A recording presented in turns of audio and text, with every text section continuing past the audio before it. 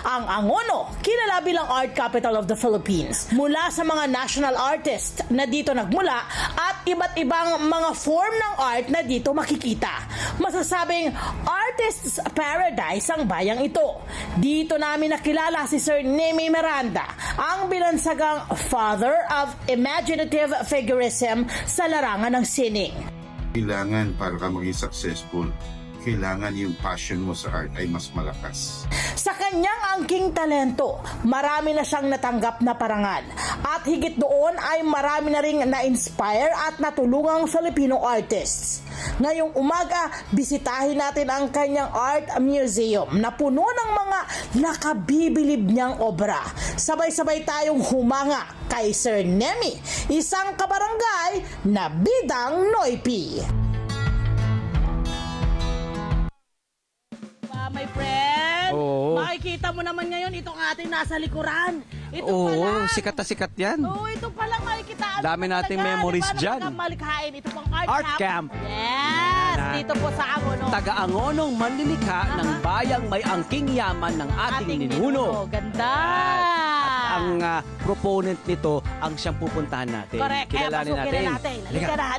Excited na ako. Ginoong Sigurado Nemi marami na naman Miranda. tayo makikita nito sa loob at marami para na itong naman reunion namin kasi huli namin na siya nakasama, maraming taon na, di ba? Feeling ko dahil diyan sa ano, may ano sila dito Ilogo. Wow! Magandang umaga po. Ay, ayan na, sir! Mang Nemi, kamusta po?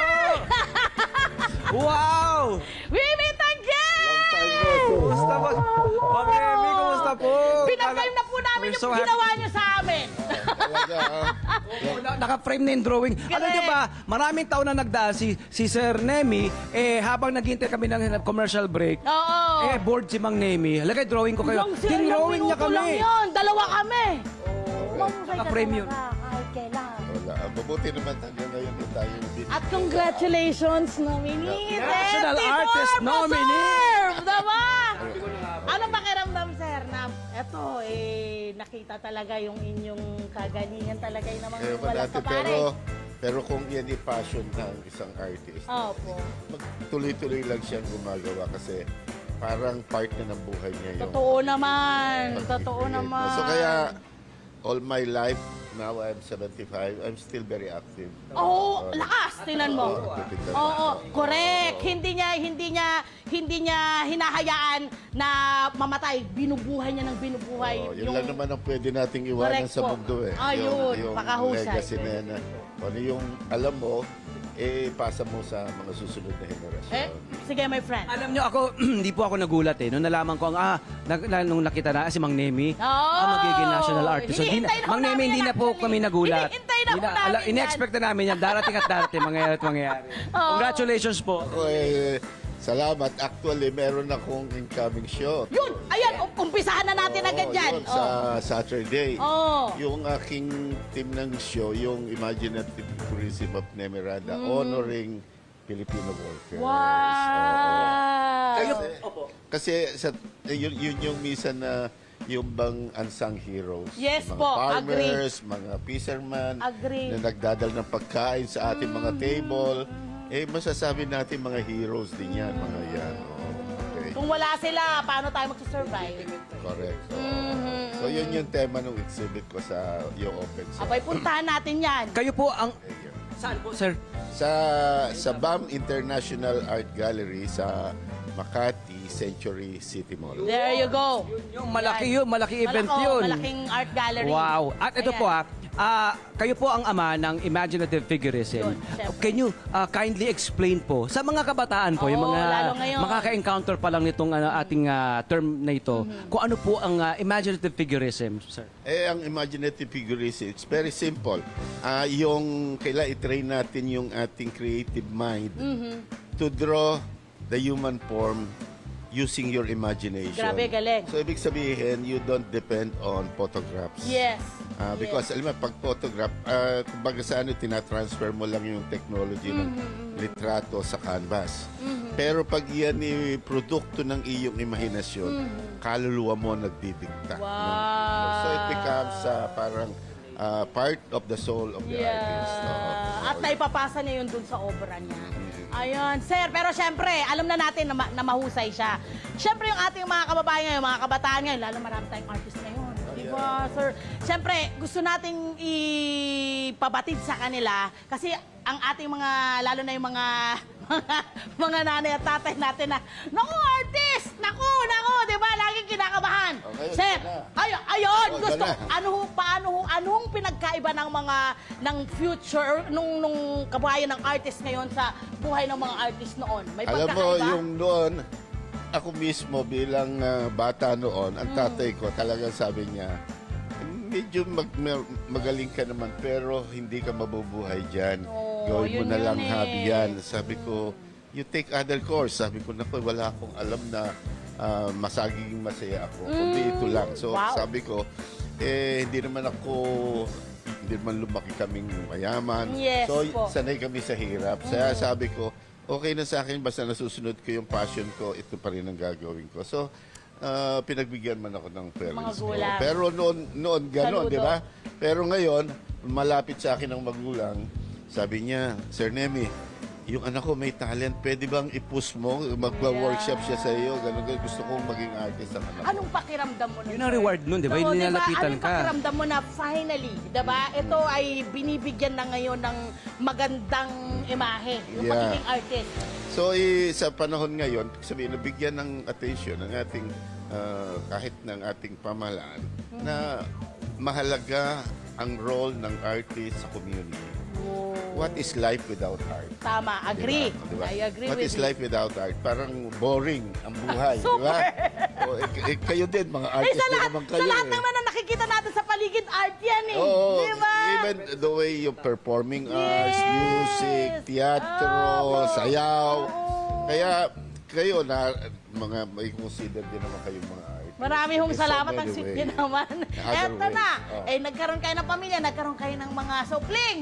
Apay ano, kumusta? Lahat ba ay nasapo ang iyong talent? Biro mo naman kasi when we have yung aming association ng mga artists Ayun, na tinayo yun ang in maganda. 1975, Angono Ateliers Association, Yan. yung aking studio, yung aking gallery na ang naging meeting places. Wow. So doon nagkakaroon kami ng sketching session, ng workshop.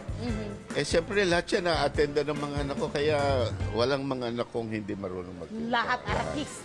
Ibig sabihin, sir, sa isang kwarto, lahat kayong mga mahuhusay naroon na sina Sir Botong nandun lahat, nagpupunta? Well, siguro yung environment ng Angono where life has become a way of art. Yes, no, correct, diba? correct. And art has become, yung life has become a way of art and art has become parang Way of baliktaran life, lang, a oo, way of life. vice No? versa. So, sabihin, pang-araw-araw na buhay ng mga tao dito ay na-attach sa art. Talagang binubuhay nila yung ganong, yung pagiging art capital of the Philippines nila, my Speaking friend. of art capital, itong art camp nyo, matagal na po ito. Lagi natin pinapupuntahan to noon, sir, ano po.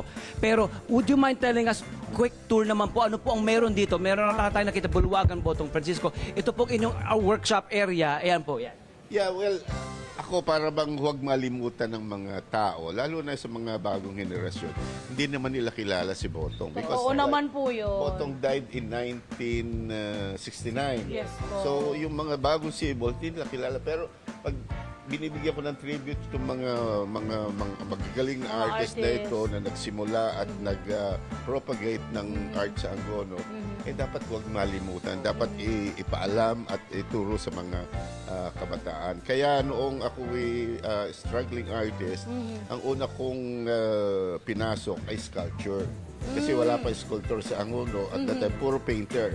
So I introduced the concrete sculpture in Angono. And so marami akong na-train na mga bata na naging katulong ko sa mga malalaking project ng paggawa ng Di ba yung sculpture. nakwento? Oh, yung kanyang Sa Nauhan. concrete sculpture, umabot na po sa atin, sa amin, sa Nauhan, Oriental Mindoro. Di ba po naalala nyo, yung si Bonifacio po, naroon po, yung Liwasa Bonifacio namin doon. Ayun po. Dami kong kwento rin, i-update kita kung ano nangyari po ron. Pero in-update ko rin. Opo. Ito po, i-tour naman po natin dito. Ng kaunti. Ang ganda!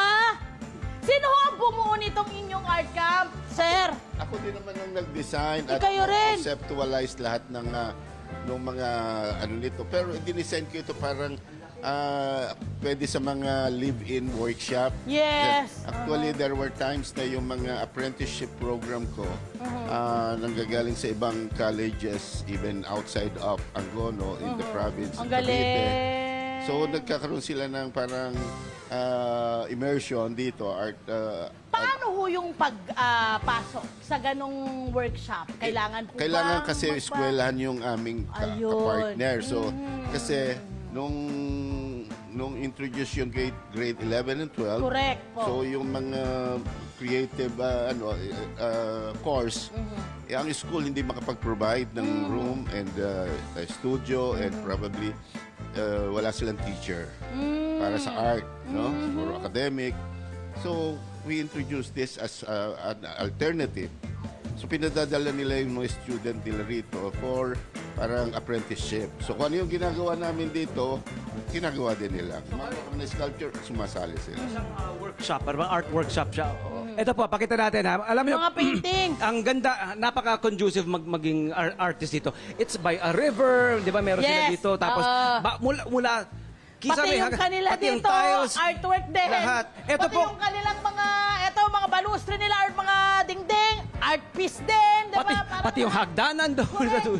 Tingnan nyo naman, pakita natin, Joey Moore. Tinuturo ko, ayun, di ba? Ang ganda. Correct. Opo eh. Yun ang maganda doon, recycle. Mang Nemi, itong mga painting natin, kayo po'y magiging Pinoy na national Pinoy artist yan. na. Paano po ba yan? Maaari po bang makascore ng isa niyan, ha? So, sige po sa amin itong mga painting niya po. Anong kwento? Kung makikita mo yung kwento niyan, ang mga buhay ng mga mangingisda, ng mga magsasaka, sa mga probinsyang katulad ng ito, Rizal, marami pang mga fishing village. Totoo po. Tabi ng lake, tabi ng bukid.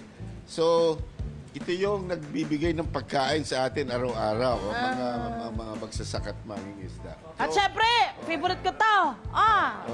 Mother and child. Ganda. At saka, siyempre, yung aking pagmamahal sa pamilya. Di ba? Ano yung basic ng society? Yung pamilya, yung mag-ina. Yan. Marami akong trabaho ng mother and son, mother and daughter, mother and child. Ito. Sa pamilyang sabay-sabay. Pamilyang Pilipino. Filipino life, family life, country life. Correct. Ito dito naman.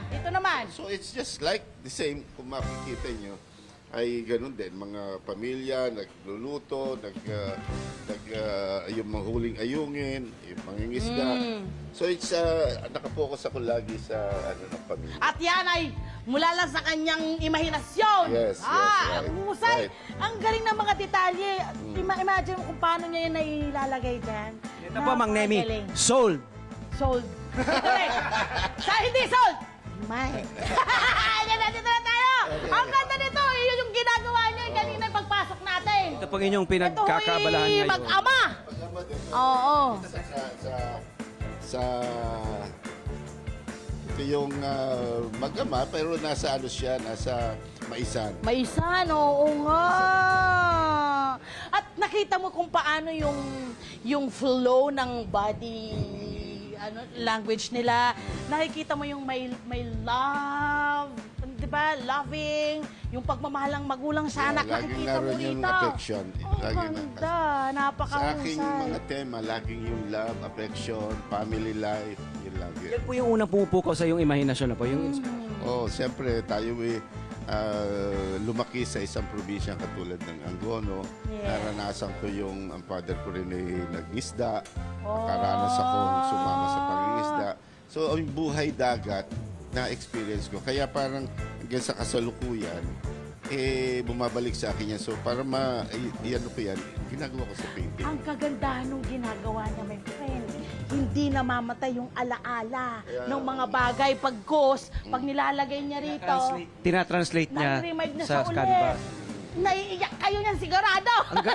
Tingnan mo, ang ganda-ganda ng screen. Ang ganda ng screen natin ngayon. No? Oo. Ang kulay-kulay, di ba? At ito pa, mas makulay na kwentuhan pang ating ma-expect Makukuha mamaya pagbabalik kay Sir sa pagbabalik Nemi. natin kasi itutour tayo sa museum, sa art museum ni Mang Nemi. Napakaganda. Art museum, tapos meron ding kainan din yun, Sa di labas ba? pa lang gaganyan ka na, magpapapicture ka. Tagal na natin din nakapunta ron. We are so excited. Mang Nemi, stay lang po tayo ha. At bibigyan tayo ng tour ni Mang Nemi ha.